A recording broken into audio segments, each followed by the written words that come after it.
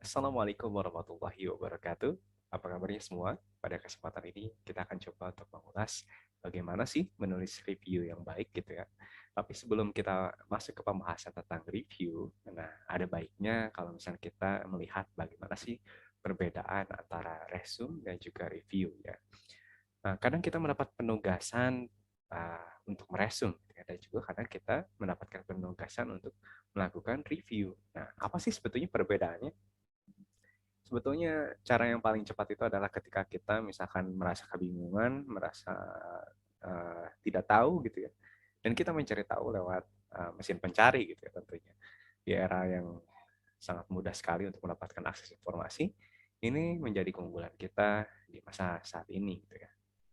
Nah, akan tetapi akan kita ulas coba sedikit terkait dengan resume. Gitu. Resume itu merupakan bagaimana cara kita untuk meringkas gitu ya. Kemudian kita menuangkan substansi dari tulisan tersebut dalam uh, penugasan kita atau dalam tulisan yang memang akan kita kumpulkan sebagai tugas gitu.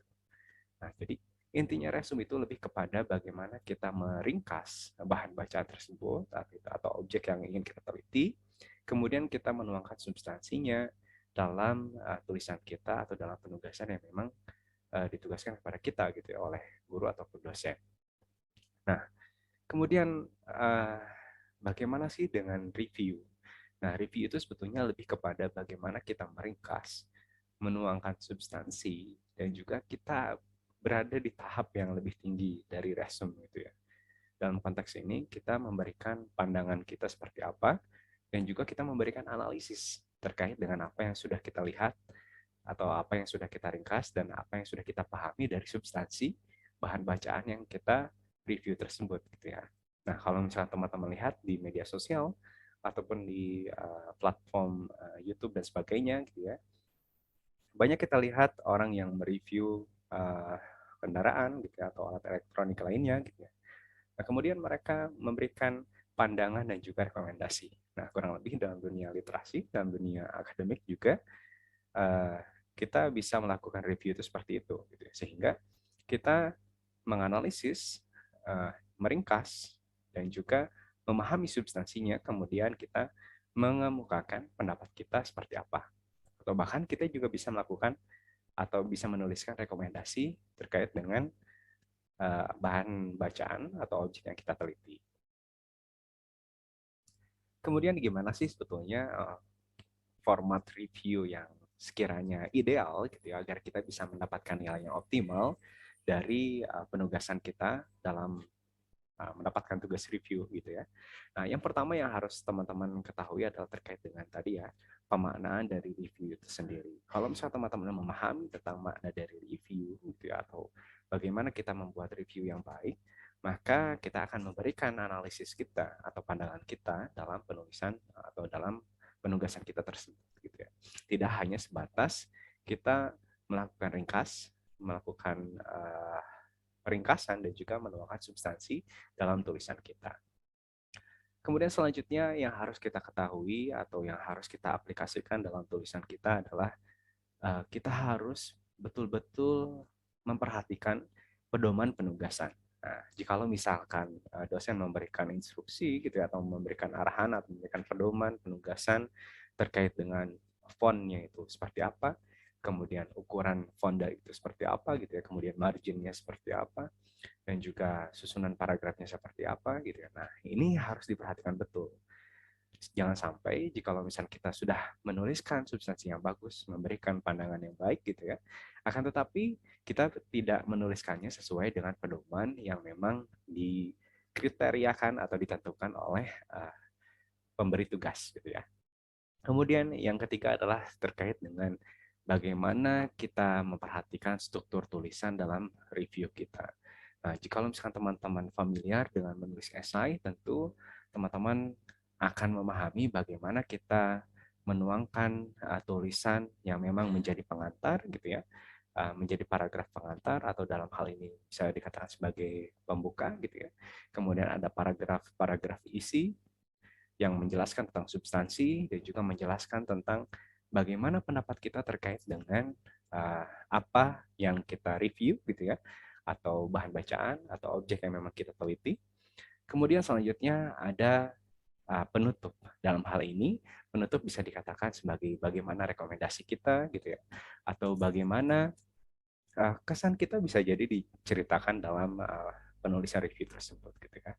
Nah, sehingga kita bisa memberi tahu gitu ya kepada pembaca bahwa uh, tulisan ini atau objek yang kita teliti ini uh, bisa jadi worth it gitu ya untuk dibaca oleh halayak gitu ya, atau bisa jadi ada beberapa hal yang memang perlu dikoreksi atau yang perlu dikritisi lebih lanjut gitu ya. Nah, ini akan menjadi multi perspektif gitu ya, dan juga akan menjadi kajian yang lebih lanjut tentunya. Nah, selanjutnya terkait dengan penulisan paragraf.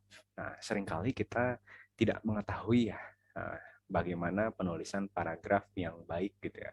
Nah, kalau misalkan teman-teman sudah familiar tentunya dengan penulisan tugas akhir seperti skripsi, kemudian tesis gitu ya, apalagi di level S3, disertasi gitu ya.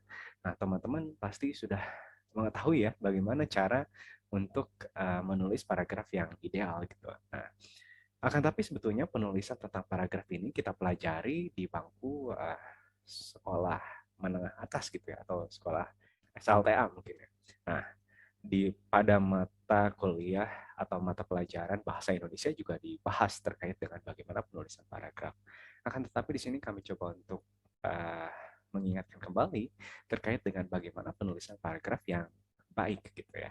Nah, saya pernah mendapatkan pembelajaran semasa di bangku kuliah bahwa penulisan paragraf itu setidaknya terdiri dari 3 kalimat ya. Nah, 3 kalimat itu bisa jadi menjelaskan tentang gagasan utama, kemudian menjelaskan tentang penjelasan lebih lanjut gitu ya, sehingga formatnya itu bisa dilihat gitu. Apakah paragraf tersebut itu merupakan paragraf induktif atau paragraf deduktif gitu ya, sehingga diketahui apakah paragraf itu umum ke khusus gitu ya atau khusus ke umum. Nah, dengan demikian jangan sampai ketika kita menulis paragraf itu kita tidak tahu mana gagasan utamanya gitu ya. Jangan sampai dalam satu paragraf itu kita bicara tentang A tapi menjelaskannya soal B, itu menjadi hal yang lain gitu ya.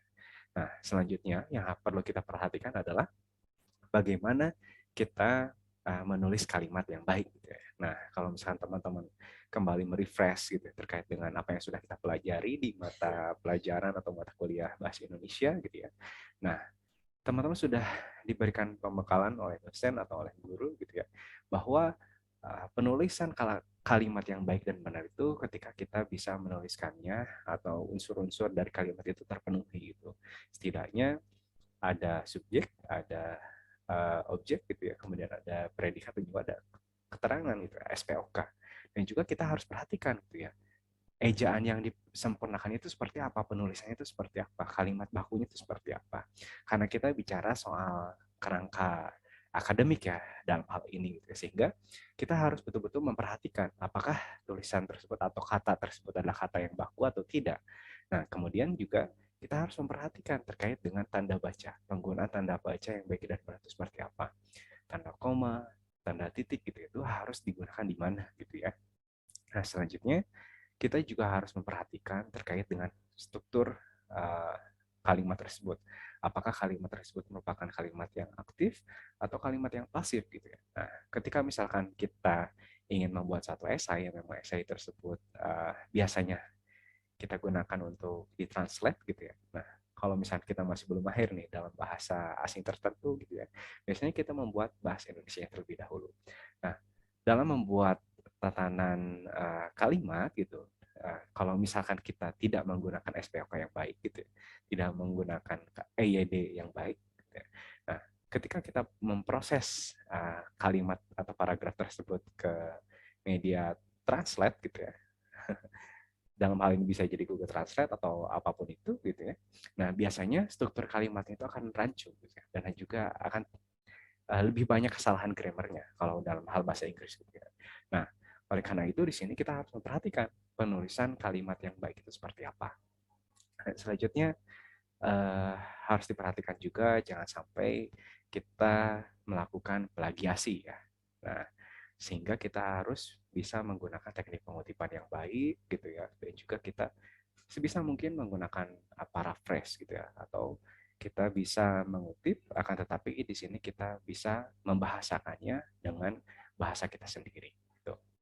Nah, selanjutnya ya kunci dari semua tulisan itu adalah bagaimana kita menyelesaikannya, gitu ya.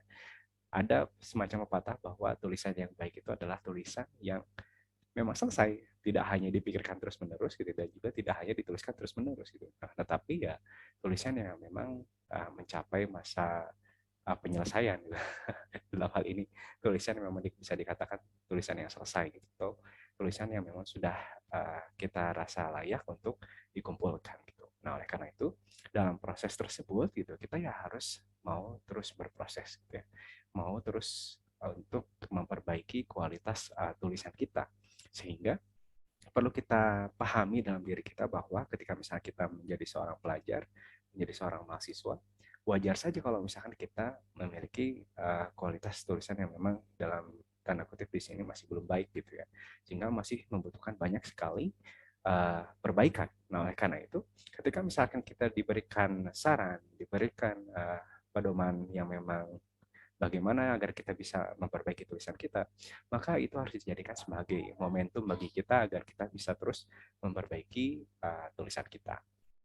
Baik, demikian yang bisa disampaikan terkait dengan bagaimana kita menulis review yang ideal tentunya ya. Atau dalam hal ini agar kita bisa semakin baik meningkatkan tulisan review kita. Semoga video ini bisa bermanfaat gitu ya. Jika misalkan ada saran lain terkait dengan tips yang memang harus kita diskusikan sama-sama, teman-teman bisa tulis di kolom komentar. Terima kasih atas perhatiannya. Assalamualaikum warahmatullahi wabarakatuh.